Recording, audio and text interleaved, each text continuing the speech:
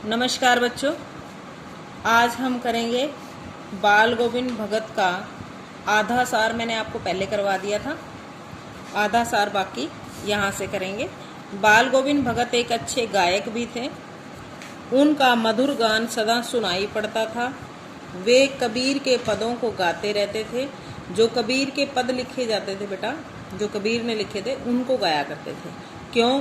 क्योंकि वो कबीर को ही अपना साहब मानते थे। साहब का मतलब भगवान मानते थे।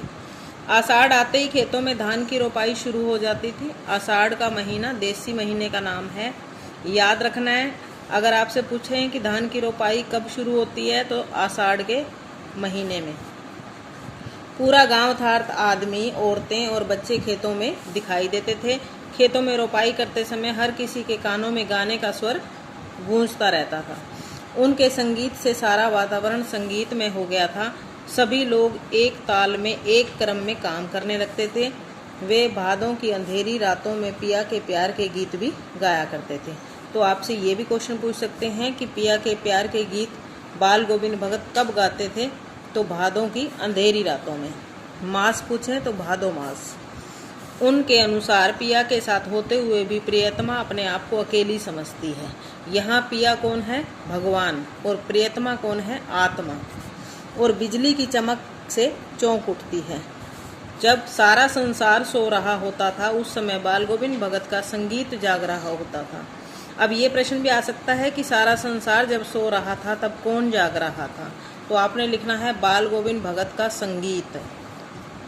बाल गोविंद भगत कार्तिक से फाल्गुन तक प्रभाती गाया करते थे। तो प्रभाती कब गाया करते थे ये प्रश्न भी बनेगा। कार्तिक से फाल्गुन तक, ये सब देसी महीनों के नाम है बच्चों। वे सुबह अंधेरे में उठकर 2 मील चलकर नदी स्नान करने जाते थे। यहाँ प्रश्न बनेगा कि बाल गोविंद भगत के घर से गंगा नदी कितनी दूर थी? 2 मील। ठीक है। वापसी में गांव के बाहर पोखरे पर वे अपनी खंजड़ी लेकर बैठ जाते। खंजड़ी होती है बेटा, जैसे बसों में आते हैं कुछ बच्चे भिखारी लोग जो मांगने के लिए, वो अपने कंधे पे रख करके और हाथों में रख करके उसको बजाया करते हैं। वे सुबह अंधेरे में उठकर गीत गाने लगते थे और लेखक को देर तक सोने की आदत थी, परंतु एक दिन उसकी आंख जल्दी खुल गई। वे माघ के दिन थे। माघ बहुत ठंडा महीना होता है। लेखक को बाल गोविंद का संगीत गांव के बाहर पोखर पर ले गया। पोखर होता है बेटा तालाब। वे अपने संगीत में बहुत मस्त थे। उनके माथे पर पसीने की बूंदें चमक रही थी। माघ महीना ठंड का था, लेकिन वो इतने मस्त होकर के गा रहे थे कि उनके माथे पर क्या है, पसीना आ गया था। लेकिन लेखक ठंड के मारे कांप रहा था। गर्मियों में उमस भरी शाम को वे अपने गीतों से शीतल कर देते थे। उनके गीत लोगों के मन से होते हुए तन पर हावी हो जाते थे।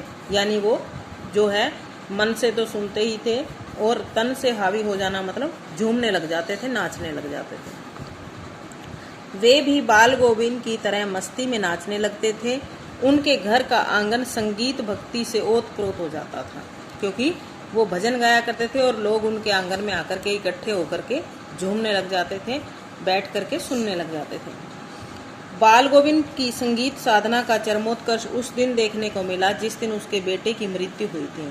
उनका एक ही बेटा था बच्चों, वो बोदा सा था, भोला सा, और उसकी मृत्यु हो गई। तब बाल गोविंद भगत ने बहुत अच्छा संगीत गाया था। उनका एक ही बेटा था जो सुस्त रहता था, जो उसे अत्यधिक प्रेम करते थे और उसका ध्यान भी रखते थे। ऐसा कहा जाता है बच्चों, जो ज़्यादा बोदा होता है या भोला होता है इंसान, उसकी ज़्यादा देखभाल की जाती है, क्योंकि उसे नफ़े नुकसान का पता नहीं होता। वह उनका इकलौता बेटा था। उसकी शादी भी उन्होंने बड़ी साध से करवाई थी। उनकी पुत्र वधू गृह प्रबंध में अत्यंत कुशल थी। उसके आते ही घर का सारा कामकाज उसने संभाल लिया था। लेखक बाल गोविंद भगत के उस कार्य से हैरान रह गया था। उन्होंने अपने पुत्र के शव को सफ़ेद कपड़े से ढक रखा था। शव को हमेशा सफ़ेद चादर से ढका जाता है। उसके सिर की ओर चिराग जला रखा था, मतलब दीपक जला रखा था शव की सिर की ओर। वे अपनी पुत्र वधू को भी उत्सव मनाने के लिए कहते हैं। उत्सव होता है बेटा त्यौहार। त्यौहार मनाने के लिए इसलिए कहते हैं क्योंकि बाल गोविंद भगत ये समझते हैं कि उसके बेटे की आत्मा जो है वो परमात्मा के पास चली गई है।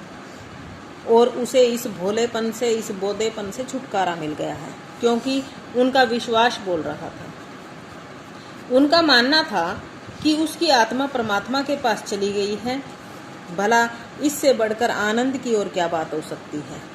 यह उनका विश्वास बोल रहा था। यह विश्वास जो मृत्यु पर विजयी होता आया है। उन्होंने अपने पतोहू से बेटे की चिता में अग्नि भी दिलवाई। ये एक नई परंपरा बाल गोविंद भगत ने शुरू की थी कि उनकी पुत्र वधू ने, यानी औरत ने, शव को अग्नि दी। बाल गोविंद ने अपनी पुत्र वधू के भाई को बुलाकर कहा था कि इसे यहाँ से ले जाओ और इसका विवाह कर दो। ये एक नई परंपरा बाल गोविंद भगत ने शुरू की थी कि अगर किसी स्त्री का पति की डेथ हो जाती है तो उसके बाद भी वह दूसरा विवाह कर सकती है। किंतु वह वहाँ रहकर बाल गोविंद भगत की सेवा करना चाहती थी, लेकिन बाल गोविंद भगत का कहना था कि वह अभी जवान है और उसके आगे सारी जिंदगी पड़ी है और उसका अपनी इंद्रियों पर काबू रखना भी मुश्किल है। किंतु वह आग्रह कर रही थी, यानी प्रार्थना कर रही थी। आग्रह होता है प्रार्थना, कि मुझे अपने चरणों में ही रहने दे। भगत भी अपने निर्णय पर अटल थे। उन्होंने कहा कि यदि तू यहाँ रहेगी तो मुझे घर छोड़कर जाना पड़ेगा। इस प्रकार से ये भी पता चलता है कि बाल गोविंद भगत क्या है, एक अटल स्वभाव वाले व्यक्ति थे, जो ठान लेते थे वो करके रहते थे। बेटा आज इतना ही आपका जो पाठ का सार है इतना ही करवाऊंगी। इसके साथ आप कर लेना हमारे जो अभ्यास के प्रश्न हैं वो हमने पहले 5 कर लिए थे, उसके बाद करेंगे प्रश्न नंबर 6, 7, 8, ये कर लेना 6, 7, 8।